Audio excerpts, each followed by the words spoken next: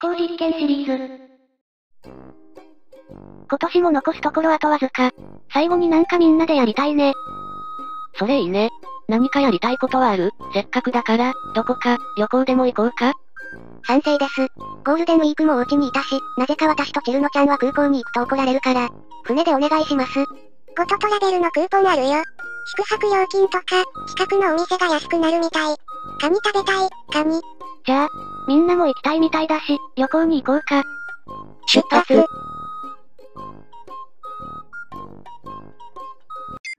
大変だよ。霊夢、流氷を見に行ったヨウムちゃんが流されてる。うわぁ、ヨウムちゃん。私としたことが、うっかりしました。かたじけないにょん。今助けを呼ぶから、待ってて。カニパラダイス閉まってる。確認はしたの？もちろん。急な感染防止で、臨時閉店になっちゃったんだって。クーポン使えないよ。仕方ない。ファミレスに行こう。みんな、今日はごめんね。大丈夫だよ。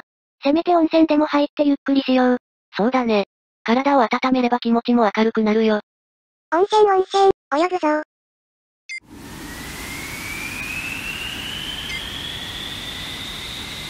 マジかよ。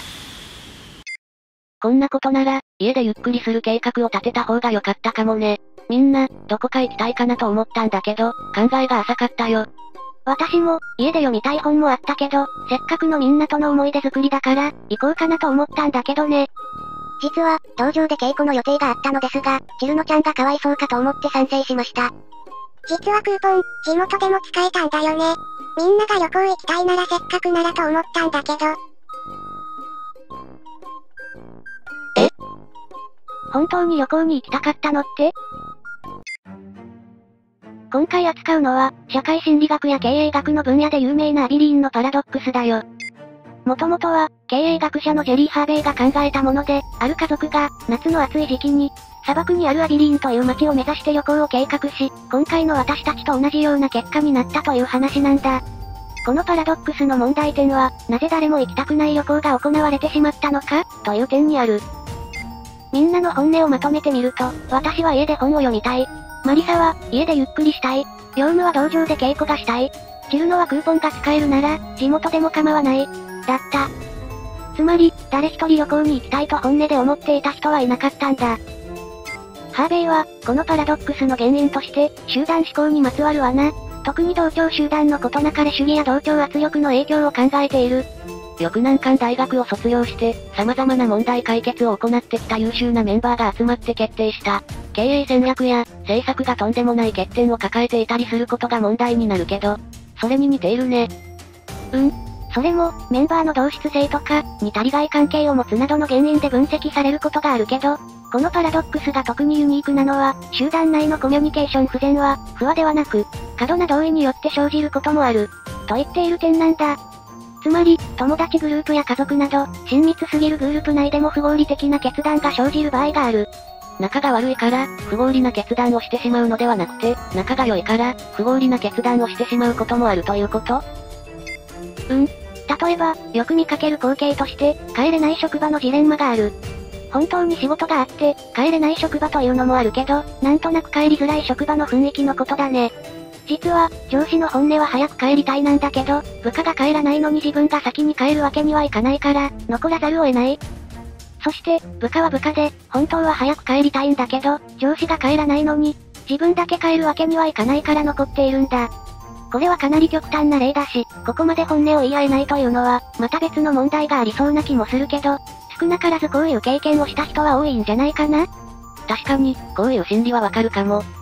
今回のパラドックスから見えてくるのは、こういう不合理な関係って、超絶ブラックな企業で、上司が部下を常に監視していたり、部下同士が残業時間数で競争している環境だと起きやすいとも言われるんだけど、逆に、上司が部下が大きな失敗をしないよう気にかけていたり、何か困った時にいつでも力を貸したいと思っていて、部下は部下で上司の仕事の負担を減らしたいと思っているような、比較的ホワイトな仲の良い職場でも起きるんだ。今日は帰りますで、いいんじゃないの？上司も部下に任せて帰るということも大事な気がする。そうだね。ただ、雰囲気が悪くて本音が言えないのではなくて、相手を思いやって本音が言えないというのも、なかなか難しい問題かもね。そして、もう一つこのパラドックスを引き起こす原因の分析として有力なものは、集団心理的解釈と呼ばれる。これは、個々の本音が合わさって、形成される集団心理は、全く異なるものとなるという解釈だよ。つまり、旅行に行きたいは、皆の心を集団として捉えた時には、正しい本音なんだ。今回の場合だと、私の今年最後に何かみんなでやりたい。という発言に、マリサが旅行を提案し、それにヨウムとチルノが肯定的に同調していた。4人の本音が複合されたものが、集団心理としての本音なんだ。ここの心理としてはバラバラだけど、全体としては一つなのか。集団心理が何なのかは、一人一人にインタビューしても見えてこないから、それはそれで難しい問題なんだ。集団思考が、一人一人が本音では違うけど、全体の意見らしきものに同調していると考えるのに対し、集団心理的解釈では、旅行に行きたいもみんなの本音だと考えるから、少し捉え方が違うんだね。ただ、仲の良い同質集団の同調によって、行われる不合理な決断をどうやったら防げるか、という問題の本質は同じなんだよね。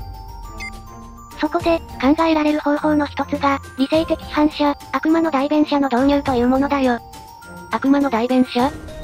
もともとは、キリスト教のカトリック教会で、教会での功績や起こした奇跡などを称える聖人や福者を決める、劣勢や列腹の審議において、相手候補者が聖人や福者としてふさわしくないと考えられる欠点や、起こした奇跡の怪しさの検証をする立場の役職なんだ。役割として、堕天使である悪魔サタンの代弁者を演じることから、悪魔の代弁者と呼ばれる。変わった役職があるんだね。チルノちゃんのアニメ紹介。突然ですが、劣勢、奇跡なんのこっちゃ？でも、悪魔の代弁者。面白そうと思った。そこのあなたに、おすすめの作品。その名もバチカン奇跡調査官。科学調査のプロ平賀神父と古文書解読のプロ、ロベルト神父のコンビが、各地で起きる奇跡が本物か調査を行う、ミステリー、探偵ものなので、好きな人はハマると思います。もともとは、ライトノベルだけど、アニメもかなり面白かったよ。神の子羊の皮をかぶったヤバい人が大量に出てくるので、グロいのダメって人にはおすすめできないかも。あと、カトリックを若干勘違いしてる部分がいくつかあるから、そういうのを不快に感じる人も無理かも。ただ、悪魔の代弁者ってきっとこんな感じだったんだろうなという雰囲気はバッチリ出てるから面白いとは思います。たまにこういうの入るけど、ウプ主の趣味だから許してあげてね。話を元に戻すと、同質集団の同調によって、行われる不合理な決断を防ぐためには、役割として、会議の結論の問題点、欠点、矛盾点を指摘する悪魔の代弁者を立てることで、結論の合理性を高めるというのが有効な手段になってくる。注意点としては、悪魔の代弁者は、集団の敵ではないということを、他のメンバーがちゃんと理解しておくこと。そして、会議ごとに違う人が、担当するなどして、あの人はいつも批判的な意見しか言わない人、というイメージが形成されないように気をつける必要があるね。あくまでも、悪魔ではなくて、代弁者だもんね。今回は、社会心理学や経営学に関わるパラドックスを取り上げてみたけど、今後もこういった論理学以外のパラドックスも少しずつ紹介していく予定だよ。集団心理のパラドックスも面白そう。